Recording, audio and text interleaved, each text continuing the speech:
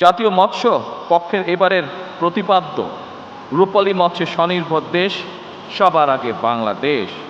আসুন আমরা সবাই মিলে জলজ সম্পদ সংরক্ষণ, পরিবেশ বান্ধব ও টেকসই মৎস্য চাষ এবং বিতরণ, মাছের উৎপাদন, আহরণ এবং উৎপাদনশীলতা বৃদ্ধির মাধ্যমে একটি পুষ্টি সমৃদ্ধ, আত্মনির্ভরশীল এবং সমৃদ্ধ বাংলাদেশ গড়ে তুলি।